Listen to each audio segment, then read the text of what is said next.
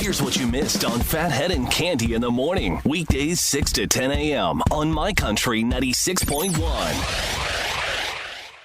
My Country 96.1, it's Phathead. It is Friday, March 6th, 2026. We are live and local. That's what we do. We are the station with the most concert ticket giveaways, exclusive stuff. Next week, be on the lookout on our social media. Steven Wilson Jr. tickets for the Brooklyn Paramount. This guy is unbelievable. I think I'm heading out to that show as well. Going to be incredible. Supremely talented. We will have tickets for that. Also, in about a week and a half, I'm targeting Monday, March 16th. We'll let you know if that changes because we're going to pump this all next week for you. We have a major show announcement for you, and that is coming up probably, you're going to use the word probably, Monday, March 16th, a week from Monday. We're just getting all our ducks in a row, getting everything together for you, but we will let you know for sure. So a major summer announcement for you. Be on the lookout. A lot of big things as spring arrives. We are excited about it. Daylight savings time. Going to remind you all morning when you go to bed Saturday night, you might want to take those clocks that you have to change manually and pump them up an hour. You lose an hour.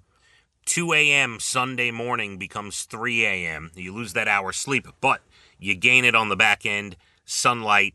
The sunset Sunday night is 6:51 p.m. That's just sunset. That doesn't mean it's completely dark.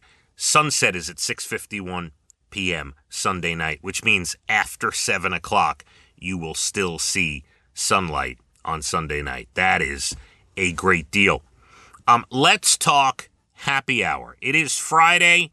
A lot of people enjoying happy hour, enjoying a beverage. I know, listen, I haven't mentioned Tennis Nick in a while. My buddy Tennis Nick, he's every Friday he's out. That's his day. He's a hard-working family guy, but every Friday from like 3 p.m. to about 6 p.m., he gets a couple hours, goes out with his buddies, little meal, little drink. So they're always doing a Friday happy hour.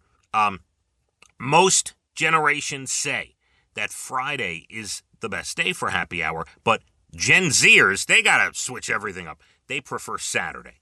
Just so you know, that's their day. But it's not, Saturday is not a happy hour day.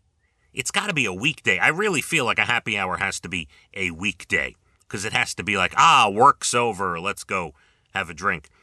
So I don't know what Gen Zers are doing, but Friday is still the preferred day for happy hour. At-home happy hours have become increasingly popular compared to restaurants and bars. Now, part of that could be cost. It is expensive to go out. You just want to have a couple of drinks. Forget it. It's expensive, right? You know, young adults staying home, inviting people over, go to Walmart, go to BJ's, go to Costco, get some cheese and crackers and things and, bring your drinks in and there you go. You can hang out. You're in a safe environment. You're at home and it's not going to cost you an arm and a leg with the prices. 39%, by the way, of Gen Z say they would prefer to spend happy hour at home. People are not just looking to have a quick drink and move on. That is another statistic from happy hour. Almost 65% of people say the ideal happy hour should be 3 hours, which is what I just said before. But Tennis Nick is out from like 3 to 6. 3 hours sounds about right. 60% say having non-alcoholic options is appealing. And around that many, also 60% say they personally prefer low or non-alcoholic beverages at happy hour. They don't want to be getting all crazy early in the evening. Then they got to get in their car and drive and all that stuff. So, people not getting hammered as much at happy hour. A beer and wine still the most popular. You do have, wine being the Gen Z preferred thing. Beer overall is preferred for happy hour. Hard seltzer also making its way up the list as well. And last one, some people say they enjoy hanging out with friends and family at happy hour even as much or more than coworkers. It's not just, happy hour used to just be you and the coworkers. You go out and you have a drink. Not that way anymore. Happy hour has, I think, more become You get together with your actual everyday friends and family and or friends that feel like family, things like that. The coworker happy hour is sort of gone by the wayside. It's more family and friends. One more for you. All right, one more for you. Wendy's is hiring a chief tasting officer, and it pays $100,000. Now, we saw McDonald's just released the Big Arch. Burger King just made changes to the Whopper. Now Wendy's getting in on this, offering $100,000 for someone to be their chief tasting officer. You can apply, by the way, at wendyschieftastingofficer.com. What do? Well, it's a temporary role. It's work at home. You bring the vibes, the taste, the creativity to the company. You also get paid to eat Wendy's, be chill, and make some content. That is their quote. That's their words. The ideal candidate is an influencer or someone who wants to be an influencer, because you have to do social media.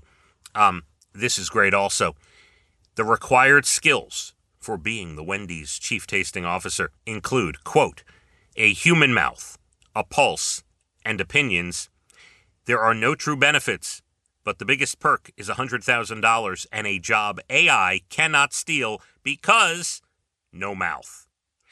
Very funny. Wendy's always on the pulse of, doing their funny thing online. And they have somebody on Twitter or X that is saying some really nasty stuff to people. Whoever controls their social media, doing a very good job. And yes, you can make $100,000 working for Wendy's, just tasting their food. Plenty more to do.